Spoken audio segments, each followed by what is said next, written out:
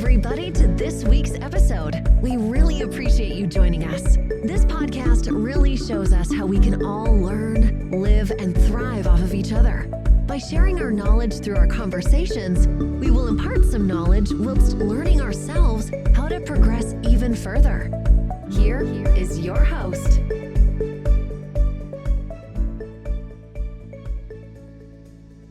Well, hello and welcome, Mind Hostage fans. Thanks for tuning in. I'm your host, Stephen Payne.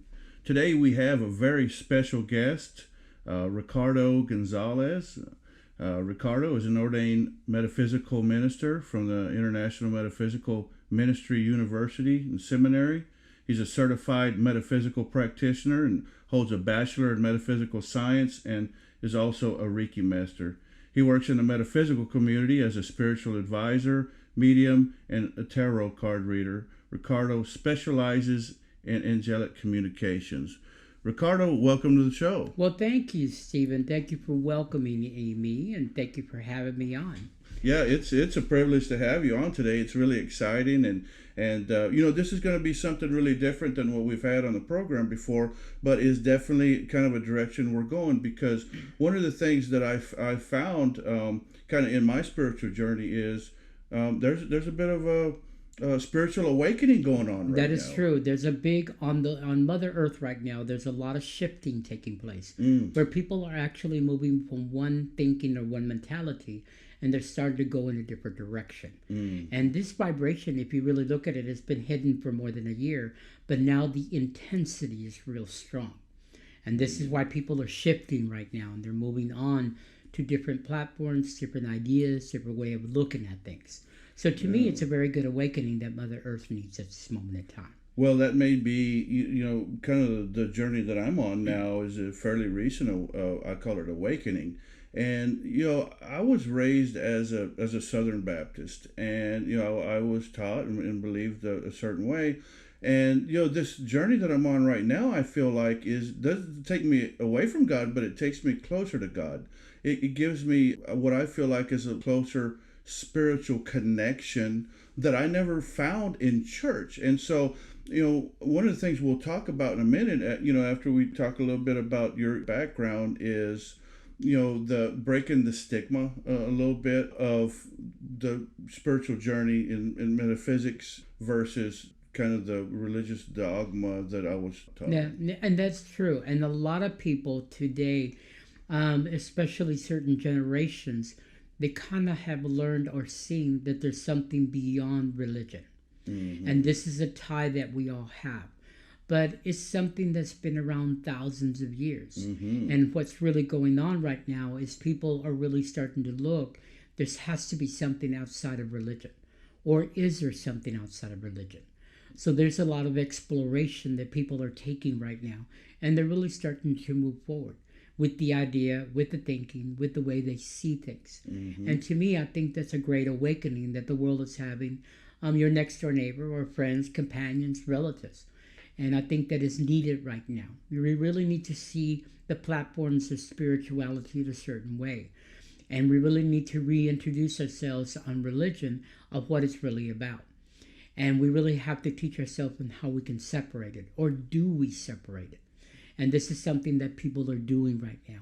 So there's a lot of education, a lot of backgrounds, a lot of people asking those questions that we were afraid to ask 10, 20, 30, maybe 50 years ago. Sure. And now people are really starting to really ask, who is it, what is it, and what is it about? And how do I incorporate it in my life? Or do I incorporate it in my life? And this is what's really going on with Mother Earth right now. It's a very exciting time. I'm excited because of the work that I do and how I handle things and the different platforms that I work with and how I work with people. So I think it's really good. We need this. Mother Earth right now needs this. The individuals, the people, anything that you could see in that manner, they really need this awakening. And it's really starting to happen very good and thorough. Now, before we kind of jump down that rabbit hole, you said something about background. So, Ricardo, if you don't mind, share a little bit about your background. Tell us a little bit about yourself. Sure. Of course, everybody knows my name is Ricardo. I was born and raised in Abilene, Texas. So I'm from West Texas. I'm a native Texan. The thing about me, I do list myself sometimes as a spiritual counselor or sometimes a psychic. When I was about 9 years old, I used to see something within the house, which what we call the spirit. But nobody really understood what I did or what I saw. And I remember my father would walk around with a bat trying to beat somebody up because he thought there was somebody in the home. And like you really saw somebody. Like I really physical. saw somebody, yeah. And because I kept on seeing this man in the house, and of course, my parents and myself, we would just liven up and look around, and my dad's walking around with a bat trying to beat somebody up. When in reality, there was nobody there, just me, mom, and my dad, And I kept doing this over and over again. So it got to a point where my parents were going like, oh, whatever, he's going crazy, there's something else going on. But I kept seeing things, and I didn't have a real explanation behind it. So I kind of grew up with that mentality of seeing things or feeling the vibration or seeing what I thought was right. But nobody understood me. Nobody saw it that way. Well, they must have thought, at that point that there was something wrong with you. Of course, that was tough. Yeah, when you come from Abilene, Texas, anybody that doesn't talk from that aspect of religion, there's something wrong with you. Yeah. So it was very tough growing up. And then when I became in my teens, oh yeah, the energy, the power, the seeing became stronger. Now, did you question yourself because of the way everybody felt? I didn't question myself, but I felt very lonely. Because I felt that I'm the only one with this problem. Or I saw it as a problem. Yeah. It was a problem. And, the more and more I voiced my opinion, the more and more I said this is what I thought, people were like, yeah. They would laugh at me. What, you're going crazy. There's something wrong with you. And that was a lot of explanation. Now, there was times in my life where during that time period that I was very lonely, or I really spent a lot of time by myself. Because when I went to a person and saying, I'm seeing this, I'm hearing this, I'm seeing that, they couldn't believe me. They didn't know how to believe me. Now, did you see that about them? Is that what it was you were Yes. A lot of the conversations, you're very right. I would run into an old friend or maybe a relative, and I would say, oh my God, I see this that's going to happen in your life. And they would giggle and laugh at me and go, okay, whatever. And they would blow me off.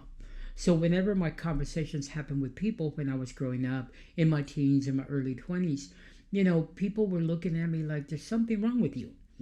But then I started questioning what I'm doing. And then I also try to turn it around and go like, wait a minute, there's something wrong with you. Because you don't understand me. And I was trying to get that understanding from people. So as I pursued and saw, I decided that I'm just going to keep doing this, whatever it was at the time. But I also got to a point when I was in my late teens to early 20s that I needed to investigate this. I wanted to see, am I really going crazy? Or is it just me seeing things in a different light? Or what is this about? Sure. So I decided to do the research. In my hometown, we had a public library, which is downtown Abilene. And I would literally close down the library and spend my weekends there and nights and evenings, anything that I could find, and try to find information on this, whatever it was. Yeah, for the younger listeners, Yeah. I think we need to point out that we didn't have internet then. That's right. We didn't have internet. We didn't have an iPod. We didn't have a cell phone at the time. We had phone booths. Yeah. And we had to travel to get our information. It didn't get delivered in our hands or by our computer at that time. So then I said, well, I'm going to look for it. So I spent a couple of hours going from session or segment to segment, and I found this subject line called cult, which this was what was called back in the 60s and 70s. Oh, yeah. They called it cult because it was something of the unknown, and that's how it was referenced. So I spent hours going through every book to try to find out what. And yes, I did go through the religion site. Because they had a big section on religion. Now, at that point, now you say religion, I think a couple things real quick is when it was something that was unknown, it was something that was feared, and therefore something that was shunned. Correct. You feel? But also, you at that point, were you raised in a particular religion? Yes, I was raised Catholic. Okay. So, and yes, we did the Catholic thing. We would go to services every Sunday. We would go to Mass. We would do the actual prayers, the rosaries. The list goes on and on. Anything in Catholicism. So I was raised that way, but yet at the same time, there was something going on. I remember a storyline once that the Vietnam War was going on during that time period. Yes, I'm that old. Well, I do remember that time period of American history. And I remember we had a local priest, and he would have actually gatherings of people who would have the military or children of the military. And he would have everybody meet on a Wednesday night. So he would gather parents and anybody related to anybody of that source. And in my city, I would say maybe about 20% of the young men at that time were going to Vietnam War. Well, I'm bringing the story up because he kept on saying that he believed in faith, but he also said there's something around him. Now, of course, the energy, what we believe in spirituality, was probably surrounding him because he was hearing all the hurt and all the pain that was going on in that city. Yes, it was a small community at the time, maybe about 50 to 60,000 that lived in that city. I think there's about 180,000 nowadays. But we would go to this gathering. Well, all of a sudden this man disappeared, this priest disappeared. And we found out that he went into an insane asylum because he couldn't figure out what was pressuring him and what was around him. Was that an empathic in nature? Yes, that was an empathic in nature because of how he connected with spirit and religion and how he saw things. There was this big vibration was going with him. That kind of, I felt comfortable in a way because I knew, I felt it. You know, I knew something was in me too. And I felt like I wasn't alone at that time when I heard that and when that took place, which made me study harder and more sharper of what this is. So yes, he lost it. Yes, he committed suicide. You think that's because of the pressure within his religion and how he felt maybe shunned or judged because of the way he was feeling? Yes. He was feeling something that was around him. And of course, there was no real explanation at that moment in time.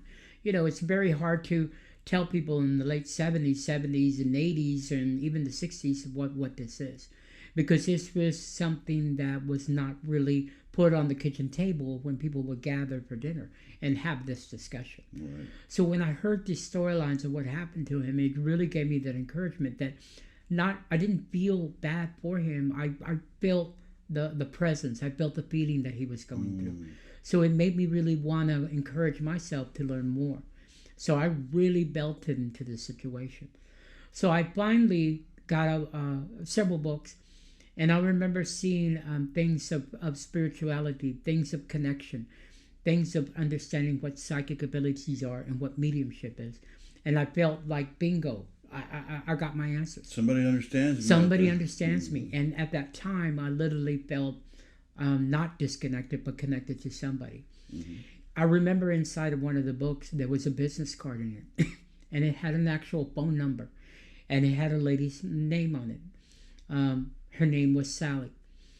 And it was in this book. And something told me to call them. And yes, back then we didn't carry cell phones. So I had to find a phone booth to make a phone call and drop 2 quarters into this phone booth.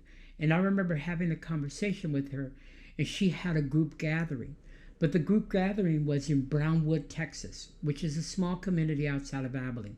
Maybe a good 30, 45-minute drive from there. So I definitely went to the meeting. She invited me to go there. And I remember going to this old 2-story home. And I knocked at the door. And of course, I'm in fear mode because I don't know what this is about or what's going on. But I remember she opened the door and she introduced herself to me. And I went into her living room. And there was like 15 people sitting in this one room. Wow. And I was like, oh my God, I felt like I was home. I felt like I was connecting. You could just feel the energy. Yes, oh my God, I felt connection. I felt energy.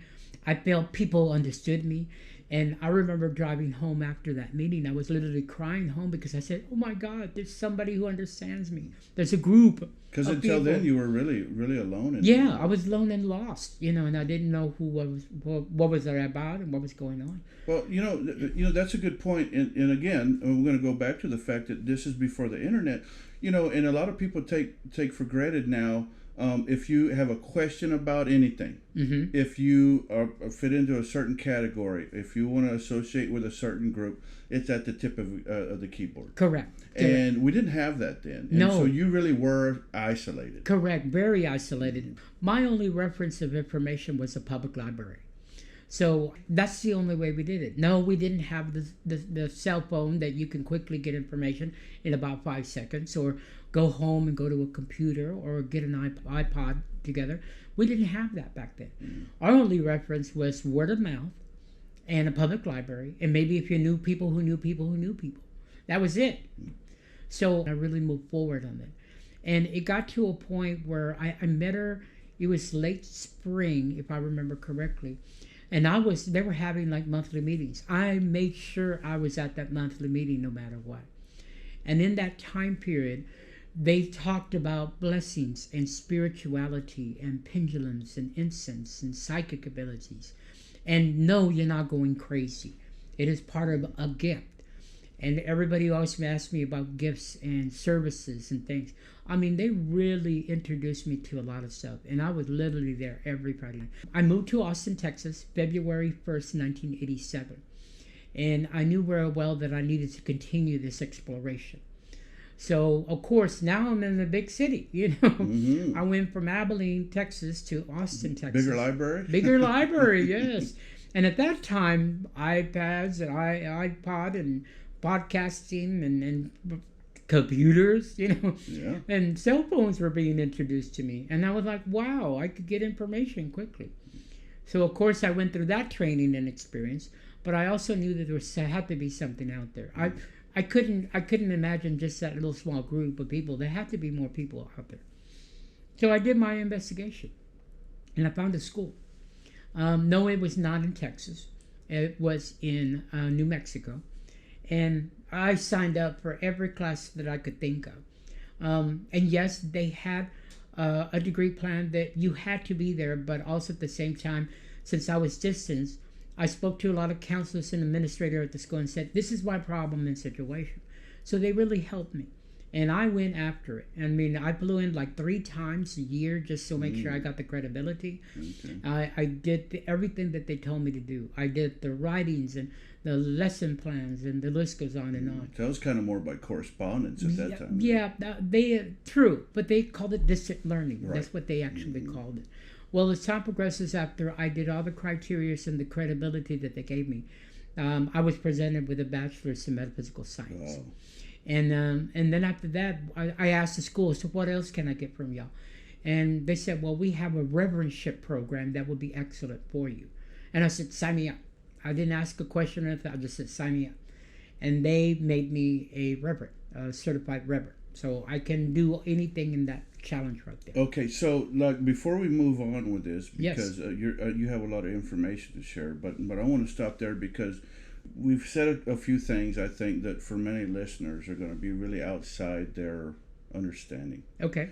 And that is, first of all, you had this gift at the time that people felt like you were crazy or something was wrong Yes, with you. that is correct. And then you progressed to trying to do some research on this particular gift that you didn't know anything about. Correct. And you had to find information in the area of occult. Correct.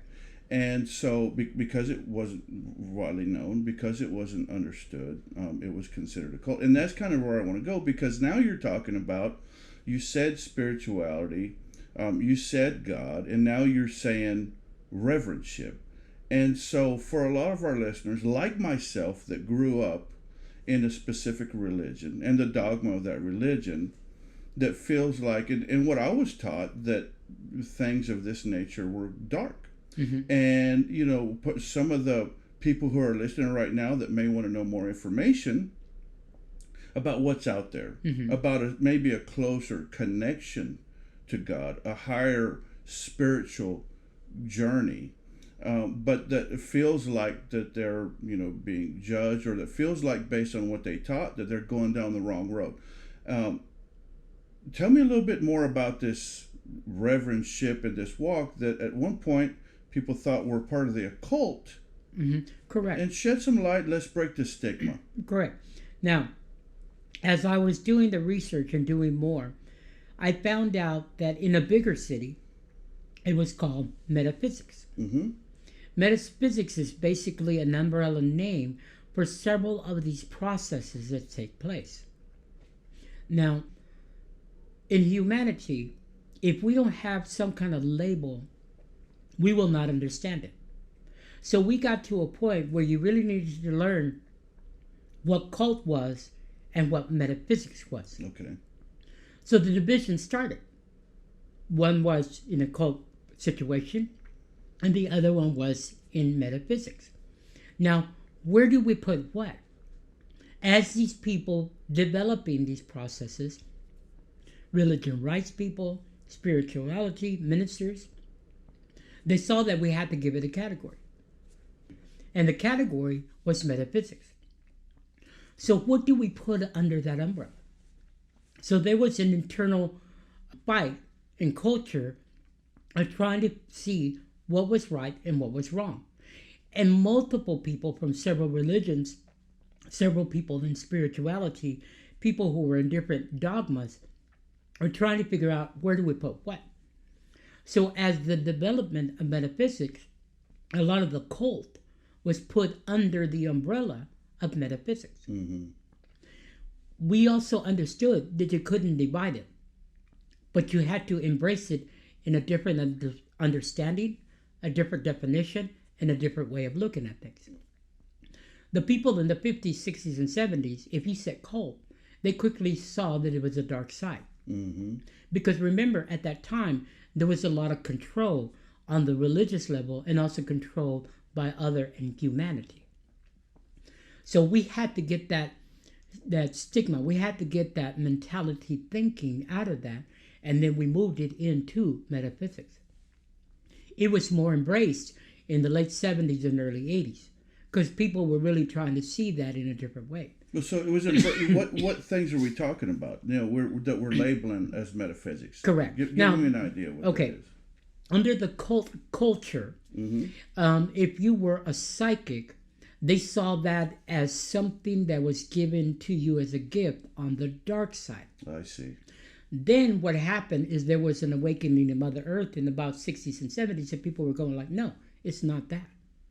So then they recreated the theory and the thinking, and they moved it onto metaphysics to give it more of a positive spin. Now, who gives you this gift?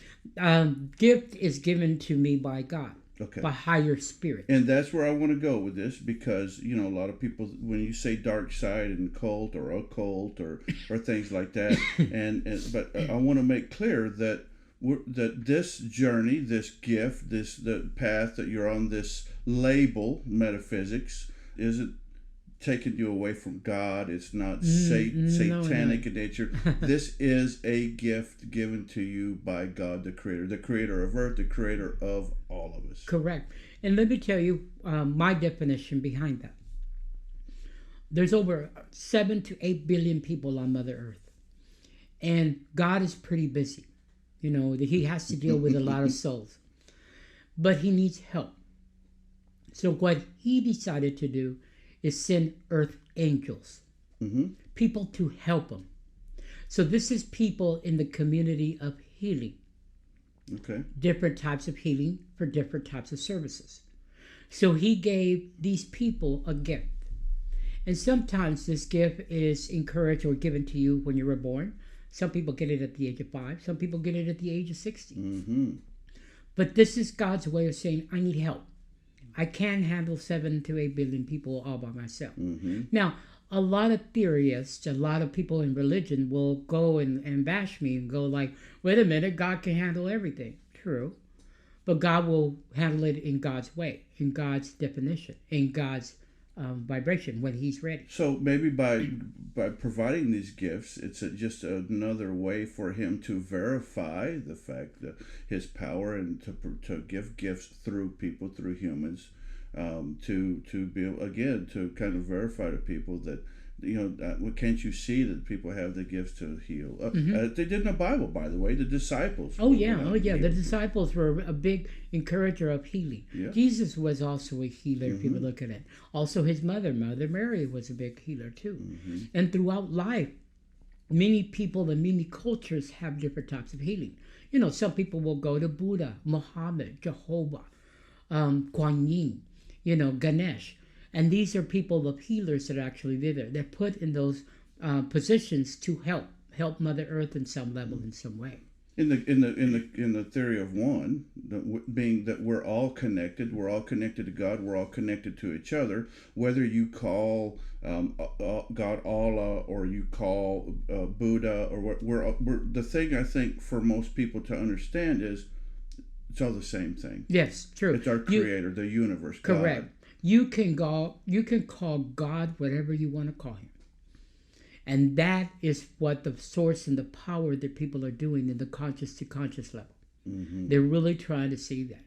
And the reason why we have different names for God is because it makes people comfortable about what they think that is right for them and what is not. Going back then, so going back to the label, and you said in metaphysics, I'm going to go kind of back to Correct. What the other things. Now you mentioned mediumship and psychics and that. Are there anything else that are in that realm? Oh yeah. Metaphysics has a big umbrella with a lot of different deities or modalities. Okay. So you can have psychics under there, Reiki healers, mediums, people who actually work with different type of vibrations. Even a life coach can be put under metaphysics. Okay. Now, the reason why we have these different types of healings that takes place is because in the 60s and 70s, calling it a cult, it was a way to push people away from these types of services that is handed to you by God. And it gave it that negative feeling or negative insight, and they said, well, we need to give it a positive spin because these services were working for humanity. And of course, if you put religion in it, if you believe in your religion, this is all wrong. What we do, what this community does, is all wrong because you have to follow what they say, whatever the process is. And if you went outside that culture, if you went outside that understanding, then, oh my God, you were condemned in every single way. They being theologians and the religious dogma or the religious leaders. Anybody that follows the religious or whatever the religious type. Now, I want to make really a distinction right now. You're saying that when I say the word religious dogma, we're not necessarily speaking out against religion or God. No, we're not. What are we talking about then? What we're doing is we're saying that there's more than to religion than what you see and what you think. Okay. Religion is basically a controlling situation or a mindset so you can think a certain way. There is nothing wrong with that faith. If you're a faithful Baptist, if you're a faithful Methodist, you can follow that trait. But also what we do in metaphysics is we teach you that there's more to that than what you see. Okay. A religion teaches you only to think one level and one way. And they want you to think that way throughout your whole entire life. When you deal with metaphysics or the spirituality of metaphysics, we open the door for you so you can see more multiple things. So getting outside the box. Getting outside the box, getting yourself in a different way, helping you to really encourage you to really open up your mindset so you can see things in a different light. Because the more and more that you do that, the more and more understanding of not only religion, but also spirituality, but it's the major understanding about yourself. And you really need to learn about yourself. Religion has been around for thousands of years, and I don't think that we'll ever get away from it. But I also see that there's now this cultural awakening that's happening right now where people are seeing outside of the religion and they're seeing what else is out there. You're saying outside the religion, and I do want to make this statement because although I'm early in my awakening, in my current spiritual journey, I've come a long way. But when you say getting outside that religion, what I have found means getting inside yourself. That's true. Getting inside yourself and try to find who you are. I have a lot of friends that were raised Catholic. They now they're now Baptists, but they go to a Methodist church, but at the same time they follow Jewish religion. Mm-hmm. When they were growing up, they were only told you can only follow one religion and nothing else. Right. But as they became mature and started seeing all these different alignments with different things, they said, we have to go outside of that. Sure. What do we need to do? And then as they continue doing their personal research and really try to look more, they noticed that a lot of this fell in different types of categories. And then all of a sudden they said, what is metaphysics? They started thinking like, what's going on? So what else is out there? What else is out there? Metaphysics really helps you to embrace all that we're talking about and more. That's what it actually does. It allows you to open the doors so you can have an outside thinking about what else is out there. It was my, start of the journey, and what opened my mind, and the reality that my awakening to higher truth, it was through my study of near-death experience and out-of-body experience. Oh, yeah. And the things that I've learned that's in common with these near-death experiences, because that was the only way that I knew that I could verify at the stage that I was at, really what happened in the spiritual realm. Yes, So, and I do understand that and do believe that. The thing that I've learned about healers, and I'm calling healers people under the metaphysics umbrella, a lot of them had some kind of experience that gave them the awakening. mm-hmm. What basically happened with that person is they were following the trade of religion because they were either raised or they were told, or this is what it is. But there was something in their lives that gave them that wake-up call, that gave them that understanding that there's something else out there that's helping me. But they didn't know what it was or how to see it. Now, if I want to open up more to the audience and to you, Stephen, one thing that happened to me is I do remember the 4th of July where I was actually walking into my apartment and somebody hit me over the head with a bat. And the next thing I know, I woke up tied up in my bathtub, upside down, and my mouth was bleeding. And I was robbed. Basically, I was robbed. I was tied up. Everything was taken away from me.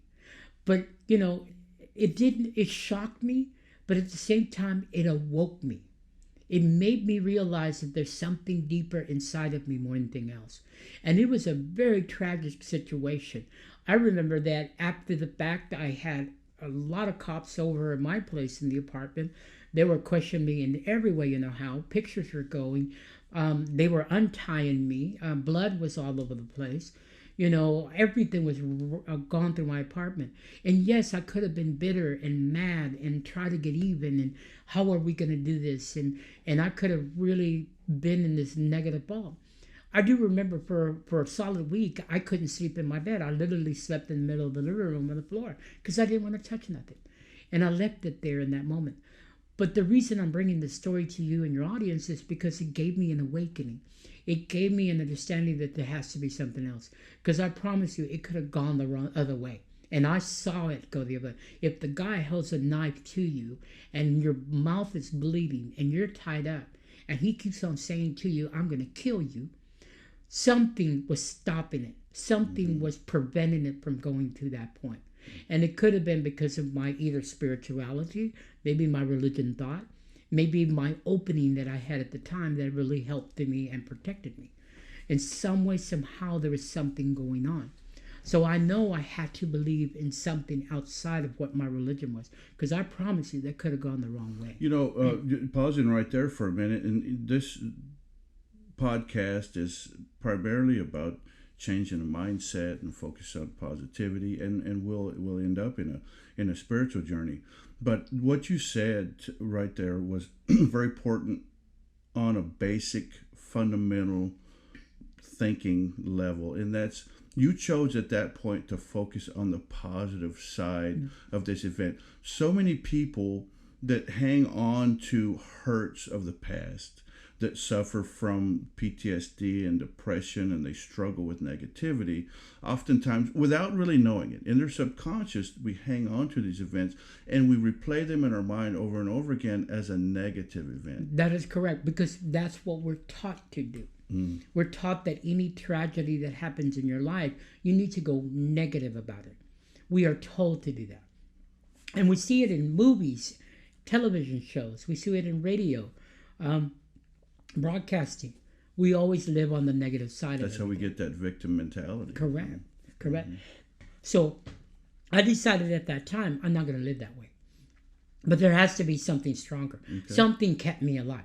Sure. Something told me that I have to go beyond what was going on.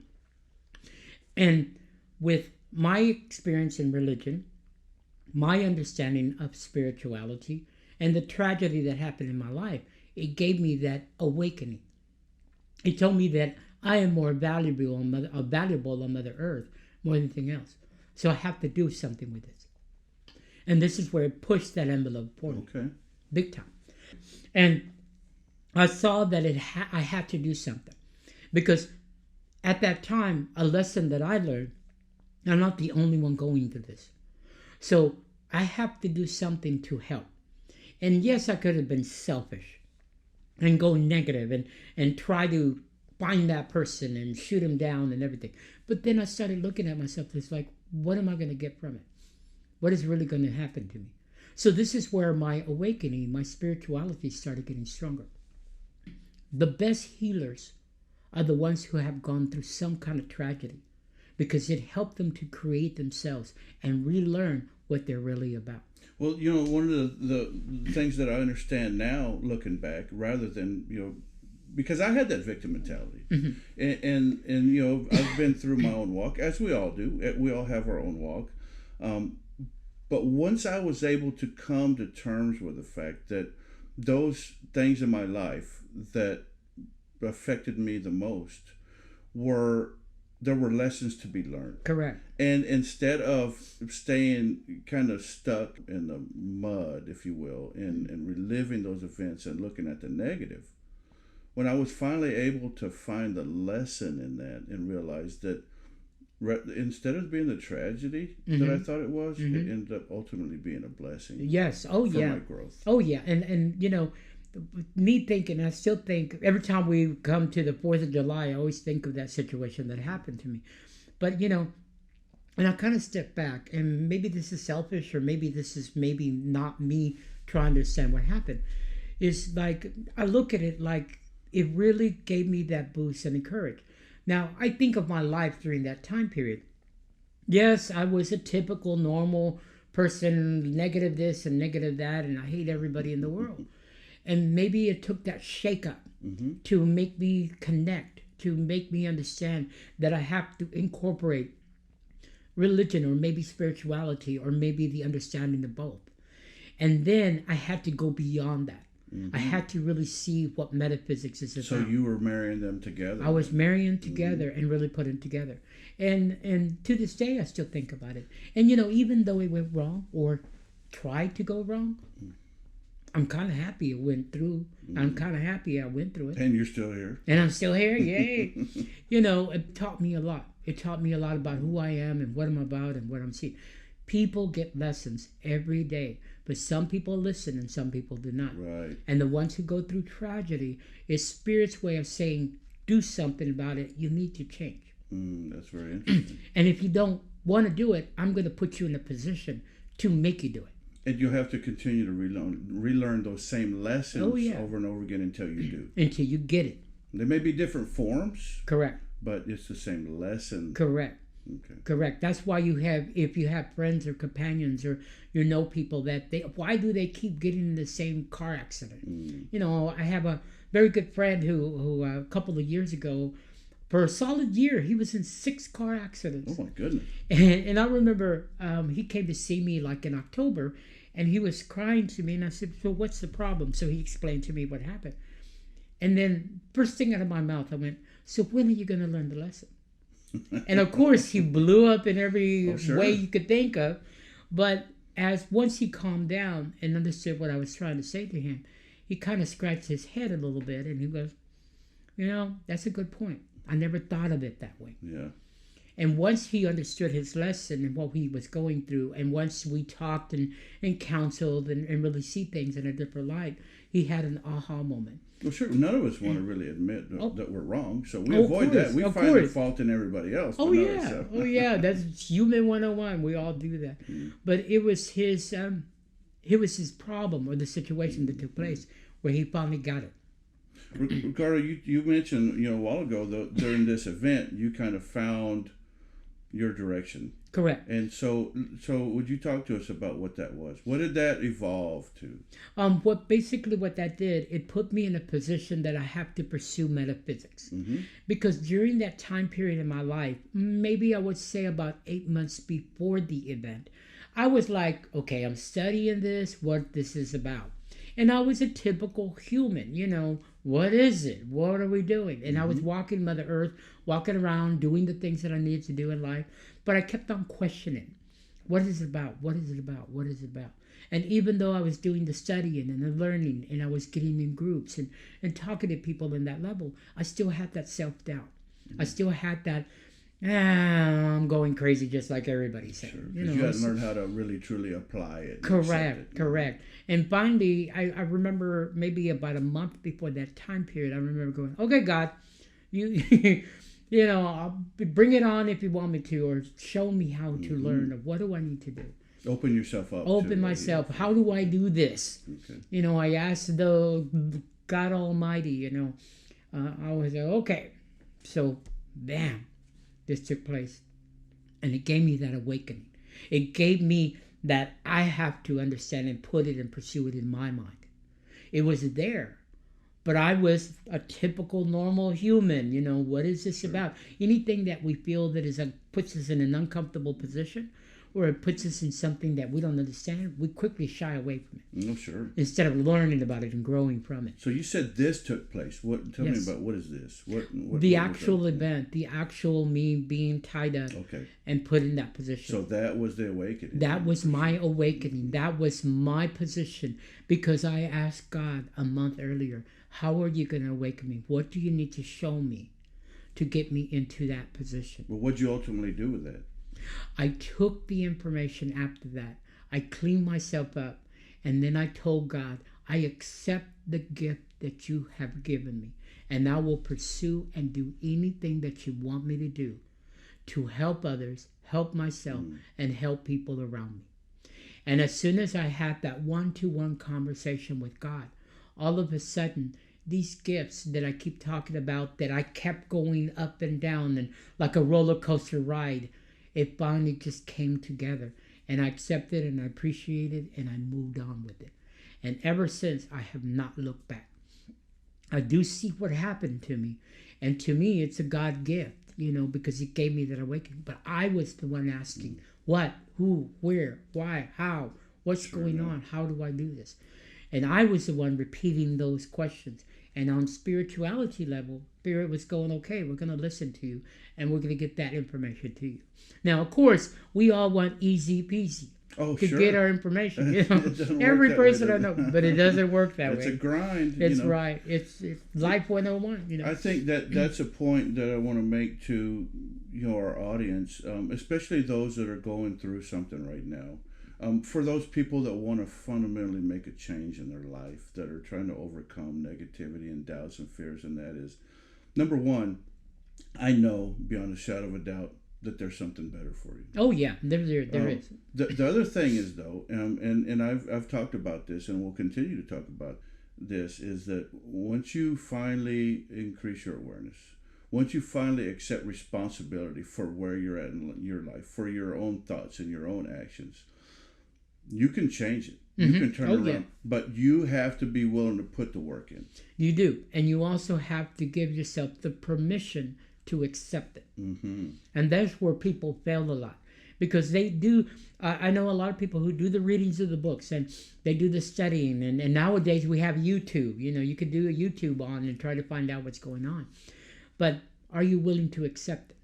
And once you give yourself the permission to accept it, then you will be able to move further into it.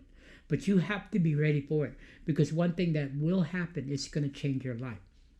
And it's going to change your life in every level that you can think of. Sure. I know at first, it's really hard. It's hard for me when I first came to this realization and I've started to open myself up. It stirred a lot of things up inside me. Oh, yeah. It made me uncomfortable. Oh, yeah. I was scared. It brought a lot of things to the surface that ultimately I had to happen for me to come to terms with it. Correct. For me to learn how to truly go back and forgive. For me Correct. to be able to deal with the past wounds. Yeah, and that's something that I think that scares a lot of people when they open up to this level, because they really have to get some old feelings and old situations out and out. You know, we've learned to block and bottle it up. We've learned to put it in the back of our minds. We've learned that. But when you get that awakening, when you get that spirituality, when you receive that connection from ultimate God, you have to go through your life and remember what happened back in the day, or what you did right or what you did wrong. You're going to have to awaken that, because you're going to have to learn and teach yourself to release it and let it go. And that's a very hard thing to do for people. It's very hard, but it's very important. It's very important. So if you did something back when you were 16 years old, or you did something when you were 27, or did something at 30, it's going to come back. But it's not going to come back to hurt you. It's going to come back so you can be reminded, so you can let it go. You have to go deep within yourself to really let it go. And yes, Stephen did a very good understanding of this. You're going to have to teach yourself to forget. But also, a problem that people have a lot is, as you go around forgiving everybody, you also have to forgive yourself. Yes. Because you were part of the process. You were part of that thing that took place. Yes. You know, if you did a robbery back in the day, if you robbed a convenience store, you were a part of that robbery. You cannot blame your friends and your buddies and your whatever. You were a part of that. Forgiving yourself means that you release yourself from that burden of guilt. Correct. And that's where your spirituality heals, protects, and grows. Okay. And you really have to go into that process. It is a very tough thing to do, and people don't want to go there. I don't want to remember what I did back when I was 21 years old. I don't want to go there. I've moved on from it. There's a lot of things I don't want to remember. I love to forget, but you can't avoid it. Yeah, you can't avoid it. But sometimes you're going to have to awaken that so you can love and forgive and prosper from it. And oh well, you did it. That was part of your world, part of your lesson, part of your process of what got you to where you're at right now. It's not what defines you. No, it doesn't define you at all. But see, we live in a constant world that we're constantly doing that definition. And we have to get out of that thing. Labels and definitions. And then religion. And the list goes on and on. Well, tell me, in the listeners, then, exactly what are your gifts and how do you use that? No problems at all. Well, after I got my awakening that I've been discussing with everybody, one of the things that was very powerful with me is I'm a professional psychic. Also a medium, which basically means I speak to the dead. And then I also do tarot card readings. Yes, I do multiple other things. I do a lot of physical healings. I do Reiki. I'm a Reiki master. I also learn how to do candle work, how to work with incense, vibrations. And yes, I was raised as a Catholic, and I still do a rosary. I still do that because it makes me feel very good by doing that. It helps me to connect to Mother Mary. So these gifts have been given to me, and I have decided that I'm going to present it to the people around me. And it helps me to help them. A lot of people that come to me is because they're needing some kind of advice, from either of a mental advice, a spiritual advice, or maybe some kind of connection. And because of the gifts that I have, I'm able to do that. And yes, I've had it for years. Yes, I went through my tragedy. Yes, I did every book reading you could think of. Yes, I got my degree. But also, I had to put all the factors together. And when I finally gave myself the permission to give that, then this is where I went forward. So you're able to actually, let's just say as an example, communicate with people's loved ones who have gone on in the spirit. Correct. That's a medium. So I do a lot of medium work. I could speak to the dead. And the way that was found is, I remember I would lay many times in bed, woken up in the middle of the night, and I didn't know what that was, but there was somebody talking to me. Now, I live below, okay, and I know there's nobody in my house. I know that for a fact. But who's speaking to me? And yes, I did the typical normal, got out of bed, looked around, make sure I locked the doors, make sure nobody was in the home. And there was nobody around. But what is this? So this is where the mediumship came through. I accepted, I respected it, and I decided I'm going to go with it. Now, for a lot of our listeners who, this is kind of something new for them, I want to just clarify, because there's really no such thing as dead. Our body dies, our body Correct. goes away, but our soul continues on in another realm. Correct. In the belief of metaphysics, you have a vessel, which is the body that you're in right now. That vessel will expire at some point or some time. But what leads the vessel to do what it needs to do on the mental, emotional level is your spirituality. Your spirit will continue living. And your spirit has been around for either hundreds of years or thousands of years, depending on what needs to happen. So when you hurt, when you cry, when you have pain, when you have an emotion of eating or laying in bed or getting sick, it is the spirit that's working with the emotion. And they come together to do what needs to happen for the vessel, which is the physical body that you have. Now, bodies expire, and you have multiple lives. That's what we call it. But the multiple lives is actually your spirit that lives from body to body. And reincarnation. Reincarnation. Now, yes, it is a fact that if you're a man, you could come back as a woman. And yes, it is a fact that if you're a woman, you could come back as a man. And yes, it is a fact that you could come back as a dog or a cat or a horse or a snake.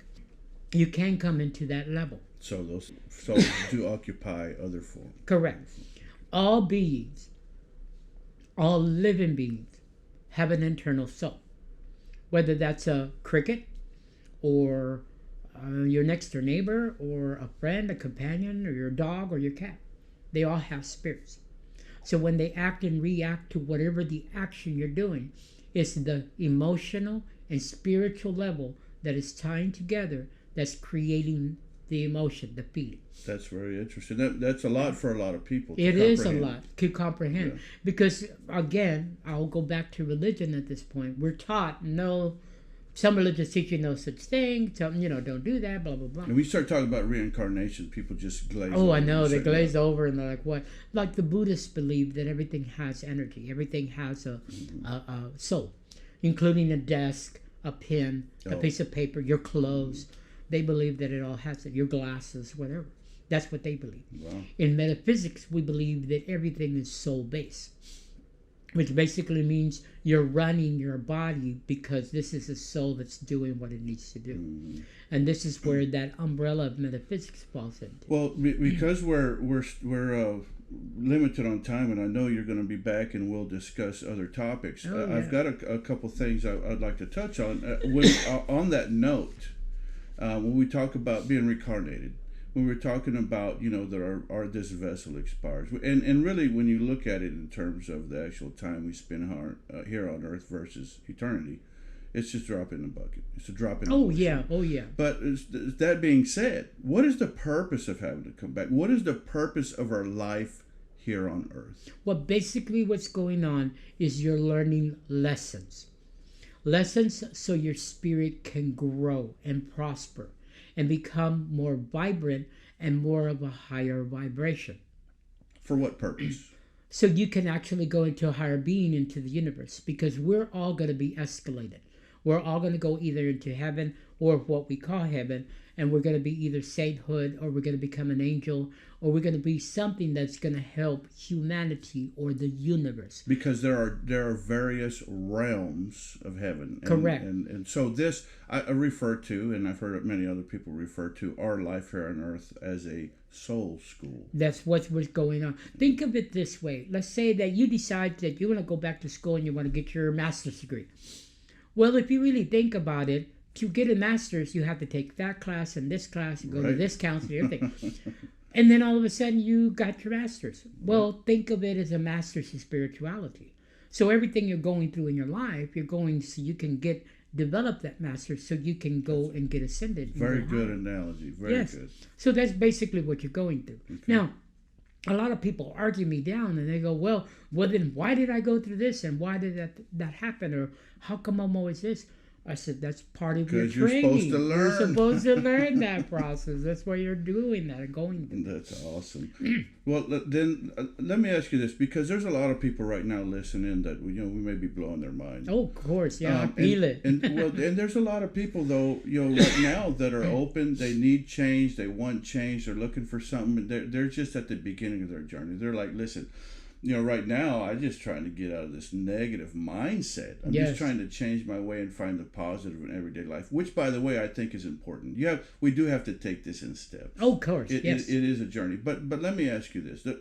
The conversation we're having about your gifts, about these things that are possible, about these things that are really hard to comprehend, how can the regular person right now, at the basic level, going, I need a change in my life. I'm not happy with the way things are going right now, and I know this is not it for me. How can they incorporate any of what we're talking about right now into their daily life and their self-improvement? There's something that I teach, and I counsel a lot of people. People come to me for readings or counseling. And there's something that I keep saying over and over again. I literally knock it in people's heads. If you really want to shift your life right now without doing the studying and learning more and trying to find different people and in groups, the number one thing you could do right now is stay positive. Period. If you could do that simple thing, be positive in whatever happens in your life, your life will shift in so many levels. It's not even funny. It is that simple. If people could just do that. Well, now hold on, Ricardo, because I hear you say it's simple. Right. And I know it's simple. It's very simple. But it doesn't feel so simple. Because that's what religion taught us. Not to make it simple. Okay. If you really think about it, I'm a very Catholic. The first thing that the priest says, you're bad, you're being condemned, you're no good, they're saying that in front of all these people. Mm-hmm. Like they have a prayer that they actually do. It's my fault, it's all my fault. Wow. Here I am in the Catholic Church and the priest is saying it's my fault, it's all my fault, my fault. And you're supposed to pound your chest. So you walk away feeling guilty already. Correct. Mm-hmm. So how positive is that? When you hear that. So if I always encourage people, and yes, I've had multiple people who come to me in that level going like, positive, what do you mean? Blah, blah, blah, yeah, blah. I got this going on and that going on. Yeah, I got that going on. But I'd say, just stay positive. If you stay positive, it will go away. Because negative will not live in positive. Mm. That's something that when I work with people, that I teach them. And this is really the reality. That we really create most of our own problems. Oh yeah, definitely. Honestly, definitely. And that negative mindset, that negative reaction, that the negative way of thinking, a lot of times leads our actions towards the negative. Yes. Therefore, the negative outcome. Therefore, the drama in our life. Therefore. Correct. Now, I want you to think of this. Okay. And maybe this will help a lot of people, a lot of your audience. When we have a 1-year-old child. Now, how does the 1-year-old child learn to hate people? It's because they were taught to think negative. Mm. Yeah. So now you have this child at the age of 4, and you teach it that broccoli is no good. How come you didn't allow the child to learn that on their own? Mm. So we're a society that we build negativity all the way up. Did you know that a 2-year-old hears the word no 10,000 times before they reach the age of 2? Wow. So you're knocking negative in this person already.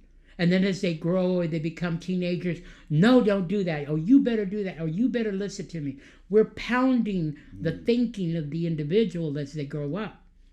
Why do we want to control that child in that way?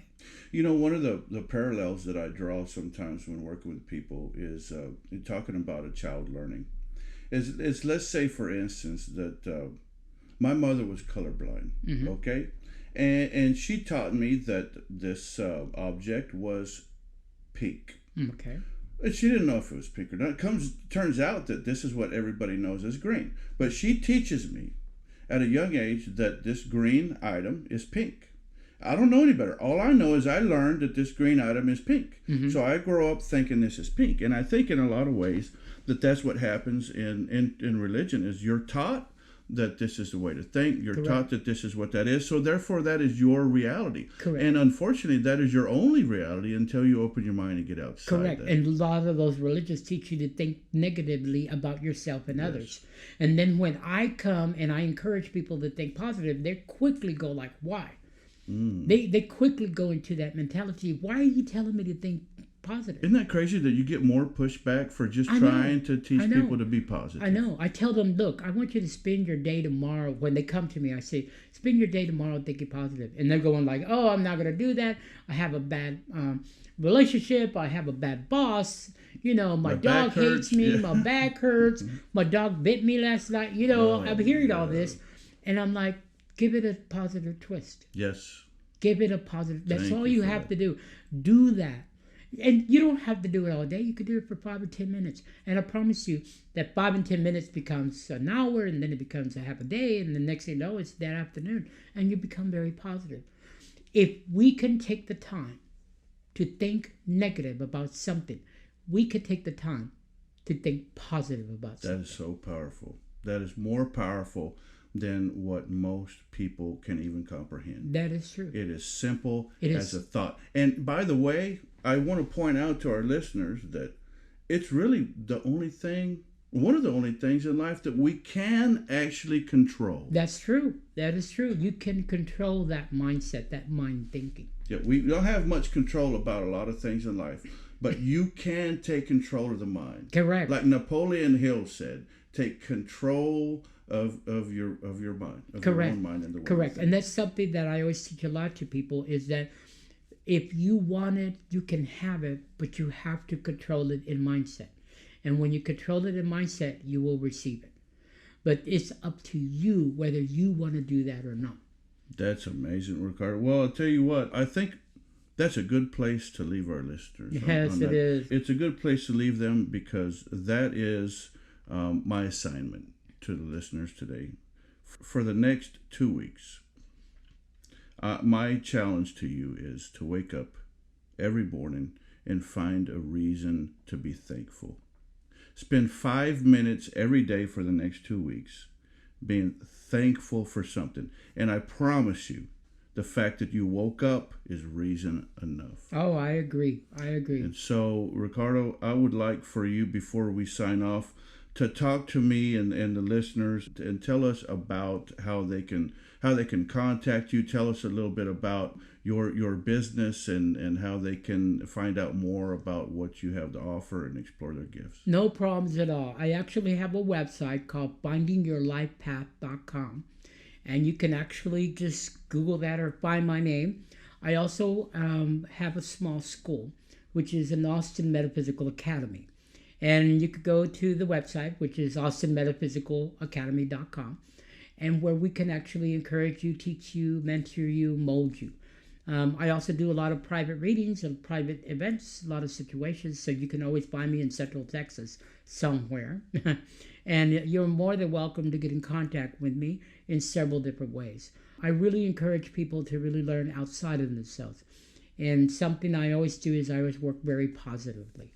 So that's always good. So find me by my website, findingyourlifepath.com, or you could go to my academy and learn more information from austinmetaphysicalacademy.com. And I promise you, connect with me, and I will help as much as I can. Well, thank you so much. Thank you for being on the show, and I really hope you'll be on the show again in the near future. Thank you, Stephen. I really enjoyed this. This is a great afternoon. Thank you, Ricardo. Yes. All right. Mind Hostage fans, thanks for tuning in. We'll be back to you next week with a new podcast series on Mind Hostage, going through the different steps and stages of changing your mindset. Have an awesome and blessed day.